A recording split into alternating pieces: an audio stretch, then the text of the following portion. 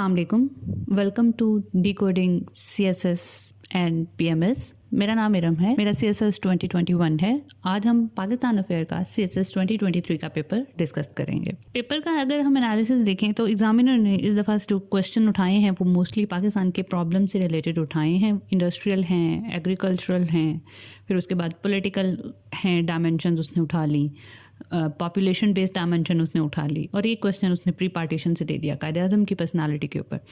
इस तरह से उसने एक मिक्स किस्म का पेपर बनाने की कोशिश की है, लेकिन मोस्टली उसका फोकस पाकिस्तान की प्रॉब्लम्स पे रहा है जो कि कंटेम्प्रेरी उस पाकिस्तान फेस कर रहा है। तो क्वेश्चंस को देख लेते हैं। पहला क्वेश्चन जो है वो हम देखेंगे, वो इरिगेशन वाला है, जिसमें वो कहते हैं कि having the largest irrigation system of the world subcontinent served as a main food basket for the British power for more than a century, but now Pakistan has to import food, discuss in detail the causes of agricultural decline in Pakistan. अच्छा, जो ऊपर वाली statement है वो उसने establish करके बता दी है। जो उसका मेन फोकस एम्फोसिस है वो इस क्वेश्चन के ऊपर है कि कॉजेज ऑफ एग्रीकल्चरल डिक्लाइन हैं क्या, ठीक है। But to make the continuity, to contextualise, हम पहले थोड़ा सा इस चीज़ को इस्टेब्लिश करेंगे कि हाँ पाकिस्तान का जो एग्रीकल्चर सिस्टम है वो डिक्लाइन में जा रहा है, और उसके लिए आप थोड़े से स्टैट्स दे दें तो आपके पेपर में वैल्यू एडिशन हो जाएगी। एक चीज़ होती है टोटल फैक्टर प्रोडक्टिविटी।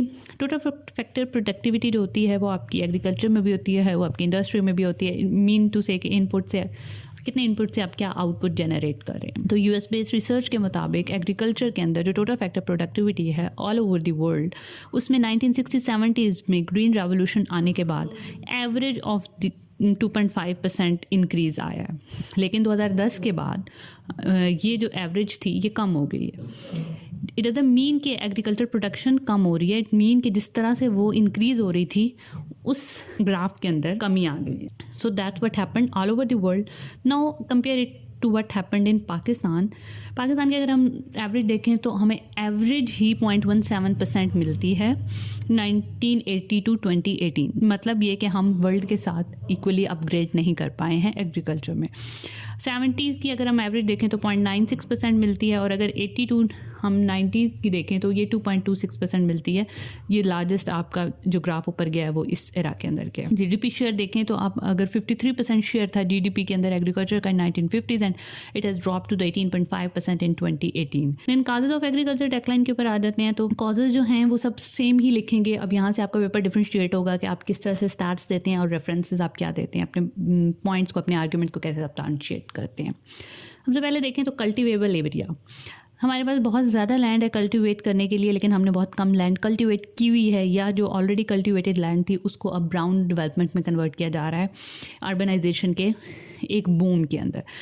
करंटली हमारे पास 23.7 मिलियन हेक्टर ऑफ लैंड जो है वो हमने कल्टीवेट की हुई है। आपके पास हमारे पास पोटेंशियल 79.6 मिलियन हेक्टर का है। ब्राउन डेवलपमेंट में एक तो सबसे पहले जिस तरह से अभी जो Ravi river urban developmental project शुरू हुआ उसमें बहुत ज़्यादा कंट्रोवर्सीज ये एक जनरेट हुई कि एग्रीकल्चरल लैंड जो थी वो एकर्स ऑफ एग्रीकल्चर लैंड उसको उसके अंदर इंडस्ट्रीज़ के अंदर अर्बनाइजेशन के अंदर कन्वर्ट किया जा रहा है। तो ये हर जगह पे होता रहा है। लाहौर के सबअर्ब में हुआ, कराची के सबअर्ब में हुआ, आपको हर सिटी के सबअर्ब में जो नेबरहुड में जो विलेजेस थे, जो टाउन्स थे, वो आपका सिटीज़ में कन्वर्ट होते नजर आते हैं। लैंड फ्रेगमेंटेशन, लैंड टेन्योर है, इसका सबसे ज़्यादा मसला है पाकिस्तान के अंदर। फ्रेगमेंटेड लैंड है, छोटे छोटे पीसेज हैं लैंड के जो कि फार्मर्स के पास हैं। अब उस इतने छोटे पीस के ऊपर जो आप इनपुट देते हैं उससे आप आउटपुट जनरेट करें तो वो कभी भी इकोनॉमिकल नहीं हो सकता, ठीक है। लैंड रिफॉर्म्स करने की कोशिश की गई, ठीक है, लेकिन वो लैंड रिफॉर्म्स जो हैं वो बहुत इन एनी केस वो किसी तरह से सक्सेसफुल नहीं हो सके। लैंड होल्डिंग्स लोगों ने अपनी ही फैमिली में शेयर कर ली। ये आप किसी भी बुक का इसमें रेफरेंस दे सकते हैं। Beyond the crisis state of Pakistan के अंदर मली हलोदी की जो बुक है उसमें भी इस चीज़ को डिस्कस किया हुआ है। फिर रीथिंकिंग पाकिस्तान के अंदर भी एग्रीकल्चर के ऊपर पूरा चैप्टर है, उसमें भी ये डिस्कस किया है राइटर ने कि किस तरह से land fragmentation and land tenure का जो मसला है वो एक आपकी एग्रीकल्चर डेक्लाइन की बहुत मेजर कॉज है। देन आपके पास अगर आप देखें तो इरिगेशन सिस्टम वो आपका over the period of time upgrade नहीं हो सका। कनाल्स की सिल्टिंग शुरू हो गई है, डैम्स की सिल्टिंग शुरू हो गई है, ठीक है। तो आपने उनको जो है अपग्रेड नहीं किया ऑब्वियसली, तो उनकी एफिशिएंसी जो है वो कम होती गई है। वाटर स्कार्सिटी देखें तो वाटर अवेलेबिलिटी जो है वो कम हो गई है। वाटर अवेलेबिलिटी जो है वो कम होने की वजह से आपका क्या मसला हो रहा है कि आपकी जो रबी और खरीफ दो मेन क्रॉप्स हैं उन दोनों के लिए आपकी अवेलेबिलिटी वाटर की कम हो जाती है। 2018 के स्टैट्स जो अवेलेबल हैं उसमें ये कहते हैं कि आउट ऑफ 36.4 मिलियन एकड़ feet of water demand, availability was of 24.8, and same was for Ravi, that demand was of 67 and availability was 59.6 million acre feet. Mostly अब तो जो है ये फ्रेश वाटर के ऊपर भी वो करते हैं रिलाई, ग्राउंड वाटर पे भी रिलाई करते हैं, जिसकी वजह से ग्राउंड वाटर भी कम हो रहा है, वाटर लॉगिंग सैलिनिटी के प्रॉब्लम्स भी हो रहे हैं। खैर फाइनेंशियल प्रॉब्लम की तरफ आएँ तो फाइनेंशियल प्रॉब्लम्स में ये है कि जो छोटे फार्मर्स हैं उनको लोन लेने में प्रॉब्लम्स होते हैं, और वो मोस्टली लोन्स जो हैं वो लैंडलॉर्ड से लेते हैं जो कि उनको हाई इंटरेस्ट रेट के ऊपर लोन्स देते हैं। और ये रिपोर्ट जो है ये ह्यूमन डेवलपमेंटल रिपोर्ट है वर्ल्ड बैंक की, उसके अकॉर्डिंग आपको बता रही हूँ। क्लाइमेट चेंज का अगर देखें तो इसकी वजह से भी एग्रीकल्चरल डिक्लाइन हुआ है। According to the ministry of climate change 20% decline हुआ है एग्रीकल्चर प्रोडक्ट के अंदर। इसमें आप एग्जाम्पल दे सकते हैं 2010 के फ्लड की, जो है रिसेंट फ्लड की एग्जाम्पल दे सकते हैं। लॉकस अटैक्स हो जाते हैं, ठीक है, उसके बाद जो है हाई टेम्परेचर्स होते हैं और हाई टेम्परेचर रेजिस्टेंट पैथोजेंस हो जाते हैं, ये सारे आपके क्रॉप्स को ख़राब करते हैं। वाटर लॉगिंग एंड सैलिनिटी के मसले हैं और इसकी वजह से 0.1 मिलियन एकड़ लैंड ईयरली आपकी ख़राब हो रही है। पाकिस्तान के अंदर क्रॉप इंटेंसिटी भी लो है। क्रॉप इंटेंसिटी जब लो होती है तो ज़मीन की जो जरखेज़ी होती है, जो फर्टिलिटी होती है, वो लो हो जाती है। Crop intensity mean the number of crop that are grown in a year over the land. तो what's required is the crop rotation, that's not being done. Subsistence farming mean the aim of the farmer is usually to fulfill its own need, ठीक है। तो मतलब उनका horizon जो है वही broad नहीं है। फिर एग्रीकल्चर रिसर्च जो है वो पाकिस्तान में बहुत ज़्यादा कम है। सीड वेराइटीज़ के ऊपर, हाइब्रिड सीड वेराइटीज़ जो कि आजकल यूज़ हो रहे हैं, फार्मिंग वगैरह के जो न्यू टेक्निक, उसके ऊपर कोई भी पाकिस्तान में काम नहीं हो रहा। There are only 16 agriculture universities and colleges in Pakistan. फिर अलाइड प्रोडक्ट्स जो होती हैं उनका एक बहुत बड़ा रोल होता है, क्योंकि वो जो फार्मर्स होते हैं उनको इकनॉमिकली सपोर्ट करती हैं, और वो फिर फार्मर अपनी इन्वेस्टमेंट को मल्टीपली डाइवर्सिफाई करते हैं एग्रीकल्चर के अंदर। तो वो अलाइड प्रोडक्ट होती कौन सी, आपकी डेयरी प्रोडक्ट्स होती हैं, लाइफ स्टॉक से जितनी जनरेट हो रही होती हैं वो चीज़ें, तो वो भी पाकिस्तान के अंदर एक बहुत लो ग्राफ में जाती हैं। फिर उसके बाद अगेन वही बात है कि प्रैक्टिसेस आउटडेटेड, आपके पास टेक्नोलॉजी नहीं है, मैकेनाइजेशन नहीं है, आप कोई एड तो हमेशा लेते रहे हैं, लेकिन कोई टेक्नोलॉजिकल एडवांसमेंट जो है वो पाकिस्तान कहीं से भी अचीव नहीं कर सका, even in the agriculture. So that was the story of the agriculture decline in Pakistan.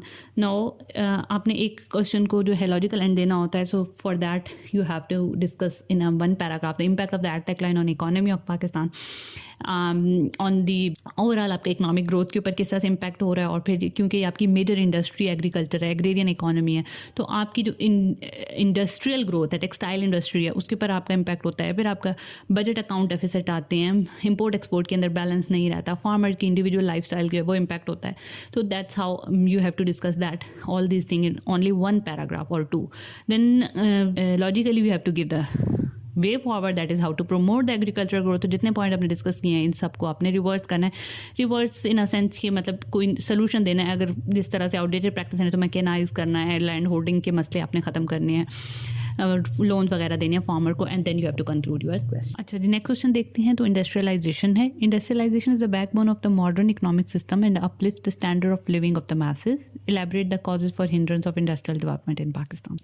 First of all you have to contextualize the industrialization in Pakistan for, और इसके अंदर डिस्कस कर सकते हैं कि किस तरह से 60s का एरा बूम का एरा था, देन 70s के अंदर जो आपकी नेशनलाइजेशन की पॉलिसीज़ थी उन्होंने रिवर्स किया इसको, देन अगेन 80s के अंदर कुछ आपकी इंडस्ट्रियल डेवलपमेंट अगेन जो है वो स्टेबल होती है, then again after 90s power shortages ने इंडस्ट्रियलाइजेशन को कभी भी स्टेबल नहीं होने दिया, और फिर तो वॉर एंड टेरर स्टार्ट हो गया और पॉलिटिकल इंस्टेबिलिटी जिसने इंडस्ट्रियलाइजेशन को इरिपेरेबल डैमेज दिया। Historical causes of under development in Pakistan, historically causes अगर आप देखें तो इसके ऊपर आपको पूरे थीसिस मिलते हैं, जो कि इवन कार्ल मार्क्स की बुक के अंदर भी ये चीज़ डी इंडस्ट्रियलाइजेशन ऑफ सब कॉन्टिनेंट के हवाले से आपको एक थीसिस मिल जाता है। इसके अलावा इंडियन राइटर्स ने भी इसके ऊपर बहुत लिखा है। बट हैपेंड वाज के जो ब्रिटिश था उसकी बहुत ज़्यादा इम्पोर्ट थी सब कॉन्टिनेंट से, लेकिन जब ईस्ट इंडिया कंपनी ने यहाँ पर टुक ओवर किया और फिर बाद में क्राउन के अंदर आया सब कॉन्टिनेंट, वट दे डिड कि उन्होंने जो है अपनी तो कंट्रीज़ के ऊपर प्रोटेक्शनिस्ट पॉलिसीज़ लगा दी, और इंडिया की जो गुड्स थी वो वहाँ पर सेल नहीं हो सकती थी, उनके ऊपर हाई टैरिफ होते थे, लेकिन जो ब्रिटिश गुड्स थी उनको ओपन कर दिया इंडियन मार्केट्स के लिए। तो और इस तरह से जो मेन आपकी टेक्सटाइल इंडस्ट्री थी उसको डैमेज किया, और फिर जो मैकेनाइजेशन और वो जो अपग्रेडेशन थी सारी वो जो इंडस्ट्रियल वो उन्होंने वहाँ पर कि यूरोप के अंदर ब्रिटिश ने, और जितना रॉ मटेरियल इंपोर्ट था वो उन्होंने सब कॉन्टिनेंट से किया। तो इस तरह से एक हिस्टोरिकली अंडर डेवलप रहा। जब यहाँ से वो ताज बरतानिया ख़त्म हुआ, सब कॉन्टिनेंट जो है वो उसकी पार्टीशन हुई, तो there were 921 industries and Pakistan was having only 34 out of them. तो इसके बाद फिर वो पार्टीशन के थ्रू भी उन्होंने एक डैमेज कॉज किया, जिसमें से हमारे हिस्से में सिर्फ 34 इंडस्ट्रीज़ हैं। तो पॉलिटिकल कॉजेज़ अगर आप देखें तो पॉलिटिकली जो है कभी भी आपकी पॉलिसीज़ जो है वो कंसिस्टेंट ट्रेन नहीं रही हैं। कभी आप नेशनलाइज कर देते हैं चीज़ों को, कभी आप प्राइवेटाइज कर देते हैं, फिर उसके बाद आपके पास सेलेक्टिव सब्सिडीज़ देते हैं, और हर न्यू जो गवर्नमेंट होती है उसकी जो पॉलिसीज़ होती हैं उसकी इंडस्ट्रियल पॉलिसी भी डिफरेंट होती है, वो डिफरेंट सेक्टर के ऊपर सब्सिडी दे रही होती है। जो पुरानी सब्सिडीज़ होती हैं उनको जो है वो ख़त्म कर दिया जाता है। उसके बाद फिर अगर सोशल कॉजेज देखें तो पाकिस्तान में करप्शन है, we are the low saving nation. Obviously अगर आप सेव नहीं कर सकते तो आप इन्वेस्ट नहीं कर सकते। There is the culture of the government job in Pakistan, कोई भी न्यू स्टार्टअप्स की तरफ नहीं जाता। देन एजुकेशनल रीजंस हैं लो इंडस्ट्रियलाइजेशन के, that we are not having the technical education, vocational centre बहुत ज़्यादा कम है, research in science and technology वो भी बहुत ज़्यादा कम है। इसकी वजह से क्या होता है कि आपकी जो टोटल फैक्टर प्रोडक्टिविटी होती है वो लो हो जाती है। ये टोटल फैक्टर प्रोडक्टिविटी हमने डिस्कस की थी एग्रीकल्चर के अंदर भी, और यही सेम चीज़ यानी इनपुट और आउटपुट आपका जो है वो कम हो जाता है। उसके बाद फिर आपके पास गवर्नेंस के इश्यूज़ हैं। गवर्नेंस के इश्यूज़ ये हैं कि आपकी जो इकोनॉमिक गवर्नेंस है, इंडस्ट्रियल गवर्नेंस है, वो ठीक नहीं है। एक तो ये कि इंपोर्ट बेस्ड सब्सिडीज़ जो हैं वो दी जाती हैं, एक्सपोर्ट बेस्ड सब्सिडीज़ जो हैं वो नहीं दी जाती हैं। इसके अलावा जो कंज्यूमर गुड हैं उनको प्रायोरिटाइज़ किया जाता है कैपिटल गुड्स के ऊपर, जिसके अलावा कैपिटल गुड्स की जो इंडस्ट्रीज़ हैं वो जो है पाकिस्तान में नहीं इस्टेब्लिश हो पाती हैं। रेगुलेटरी इन्वायरमेंट जो है वो बहुत ज़्यादा सख्त हैं। कमर्शलाइजेशन की पॉलिसीज़ आपकी ठीक नहीं हैं। उसके बाद अगर आप डाइवर्सिफिकेशन की बात करें तो आपने अपना सारा इंडस्ट्रियल यूनिट कंसनट्रेट किया हुआ है फूड और टेक्सटाइल के अंदर, उसको डाइवर्सिफाई करने की कोशिश नहीं की गई है। There was the room in the telecom sector, there was the room in the pharmacy sector. तो ये सारी चीज़ें इनके ऊपर कैपिटलाइज किया इंडिया ने, और वो आज हमसे कहीं आगे हैं। और इसके अलावा अगर आप इंजीनियरिंग इंडस्ट्रीज में देख लें, हम सिर्फ असेंबली ऑपरेशन जो हैं वो परफॉर्म कर रहे हैं। इंफ्रास्ट्रक्चर के प्रॉब्लम्स हैं पाकिस्तान के अंदर, पावर सप्लाई के प्रॉब्लम्स है। पावर सप्लाई का तो एक बहुत बड़ा इशू है। इसके लिए अगर आप एक वर्ल्ड बैंक की रिपोर्ट देख लें तो वो कहते हैं कि 5.6% एवरेज लॉस होता है पर ईयर इंडस्ट्रियलिस्ट को due to the power shortages in Pakistan. Financial system आपका ठीक नहीं है जी। आपकी जो है कोई इंटरेस्ट रेट जो है वो फ्लक्चुएट करते रहते हैं। करेंसी रेट ओपन मार्केट के अंदर पाकिस्तान का वो बहुत ज़्यादा फ्लक्चुएट करता है। इन्फ्लेशन जो है वो बहुत ज़्यादा हाई है। तो इस इनस्टेबिलिटी के अंदर इन्वेस्टर्स जो होते हैं वो इन्वेस्ट नहीं करते हैं।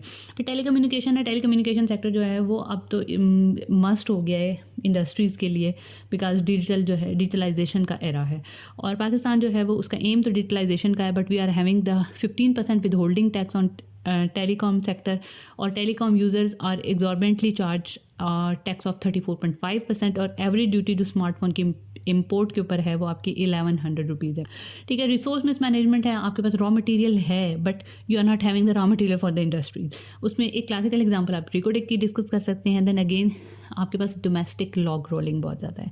डोमेस्टिक लॉग रोलिंग का मतलब ये होता है कि यहाँ पर डिफरेंट पार्टीज़ हैं, मतलब जिस तरह से डिफरेंट टाइप्स ऑफ इंडस्ट्रीज़ हैं ना, तो उन सब इंडस्ट्रियलिस्ट का अपना अपना एजेंडा है और अपने अपने इंटरेस्ट हैं, और वो उनके आपस में इंटरेस्ट क्लैश करते हैं। हर कोई अपने एजेंडा को फॉरवर्ड करने की कोशिश करता है, जिसकी वजह से जो है ओवरऑल आपकी ग्रोथ जो होती है वो रुक जाती है। ट्रांसपोर्टेशन सेक्टर के इश्यूज़ बहुत ज़्यादा हैं, कनेक्टिविटी के बहुत ज़्यादा इश्यूज़ हैं।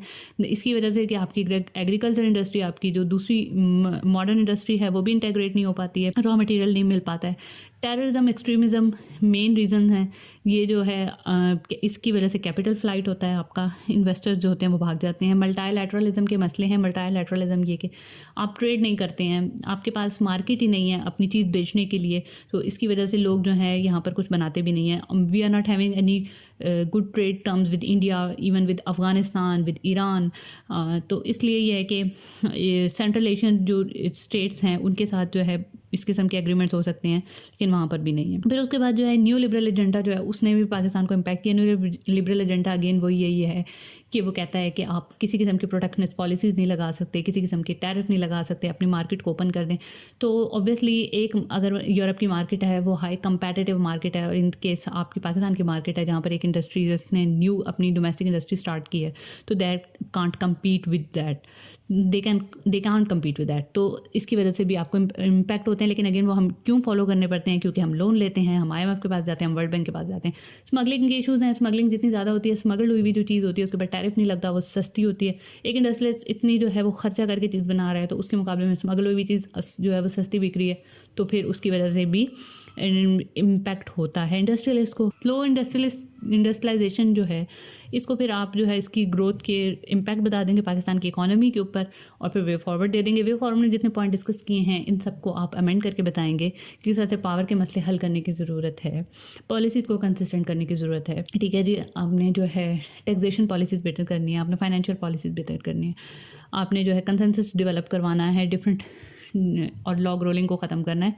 देन इन सब चीज़ों को डिस्कस करने के बाद आप इसको लॉजिकल लाइन के ऊपर कंक्लूड कर देंगे। थर्ड क्वेश्चन की तरफ आते हैं तो कहता है कि evolution of democratic system has always remained a dilemma in Pakistan even after passing more than the 7 decade of its existence democracy could not get its root in Pakistan. तो सबसे पहले जी अगेन इस सवाल में भी आपने इसको कंटेक्चुअलाइज करना है, बताना है कि डेमोक्रेसी की डेवलपमेंट किस तरह से रही है पाकिस्तान के अंदर।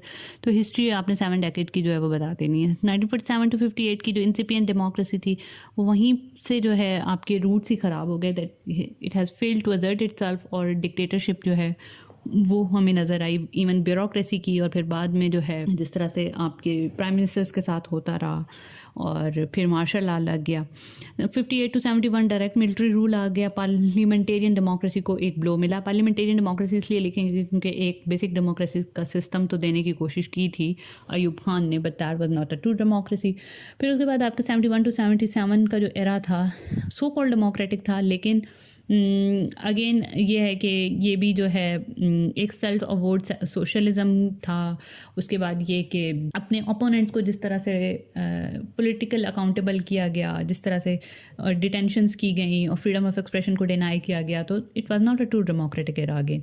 फिर 77 टू आप अगर 88 देखें तो ज़िया का ऑप्रेसिव रूल आ जाता है आपके पास। ज़िया के ऑप्रेसिव रूल के बाद फिर एक अगेन आपके पास मार्शल लॉ तो नहीं था, इमरजेंसी लगाई थी मुशर्रफ ने, दैट वो एक एरा जो है उसने so called off enlightened moderation का था, but that was even not again democratic. 2008 से जो करंट एरा है इसको कहते हैं कि ये डेमोक्रेटिक ट्रांजिशंस हुई हैं, लेकिन ऑब्वियसली एक बहुत बड़ा क्वेश्चन मार्क है कि क्या ये एक रियल डेमोक्रेसी है। अगर हम थ्योरेटिकली देखें तो डेमोक्रेटिक ट्रांजिशंस तो हुई हैं, लेकिन अगर आप प्रैक्टिकली देखें, प्रैक्टिकली डेमोक्रेसी की जो करैक्टरिस्टिक्स होती हैं उनको अगर आप देखें तो डेमोक्रेसी रूट्स पाकिस्तान में नहीं ले सकी है।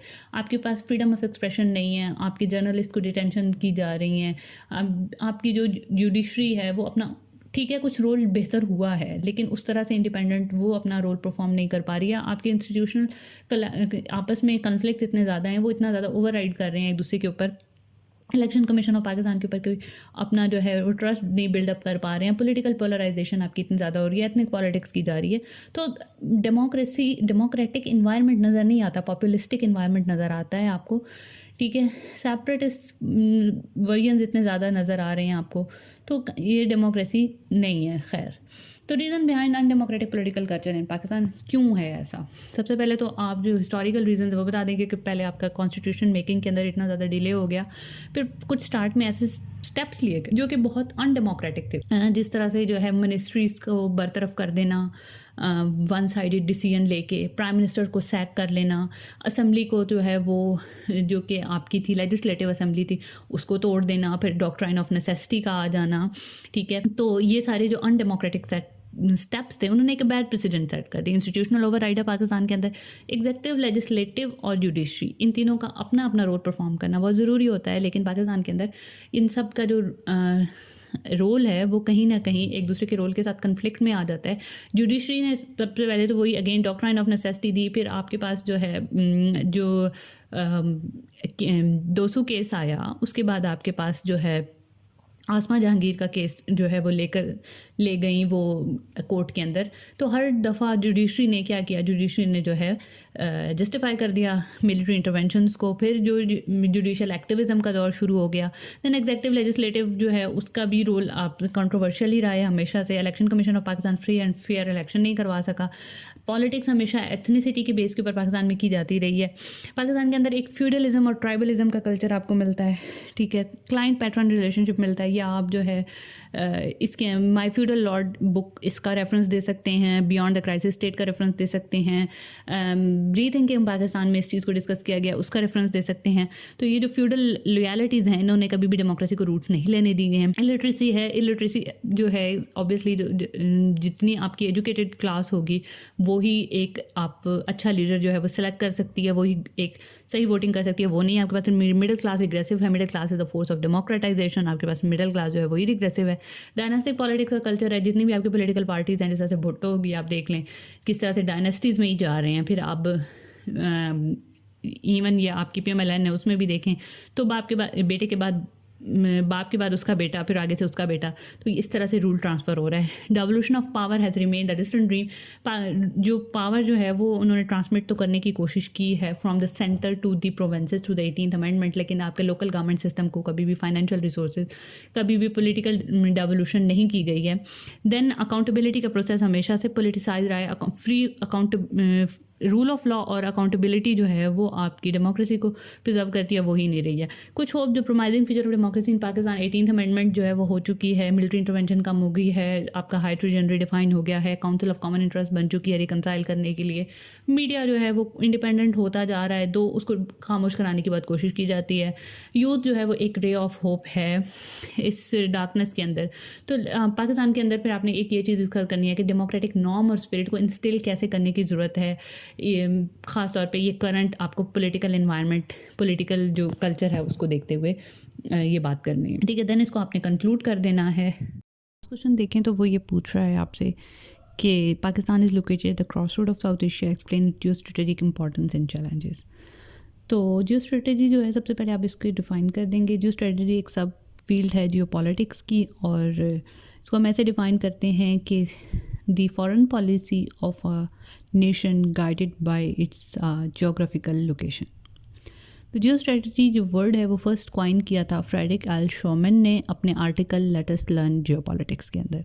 पाकिस्तान की जो जियो स्ट्रेटेजिक लोकेशन आपने डिस्कस करनी है, इसमें सबसे पहले आपने पाकिस्तान का मैप डिस्कस करना है, जिसमें आपने बता देना है कि किस तरह से Pakistan at cross road of Asia है, क्योंकि एक साइड पे उसके आपके वेस्ट एशिया आता है, फिर मिडल ईस्ट जो है वो है, और दूसरी साइड पे आप अगर देखें तो आप ईस्ट एशिया आ जाता है, नीचे आप ये जो है वो अरेबियन सी है, और वहाँ पर जो लिटोरल स्ट्रेट्स हैं आपकी इंडियन ओशन की वो आ जाती हैं। तो that is the must here.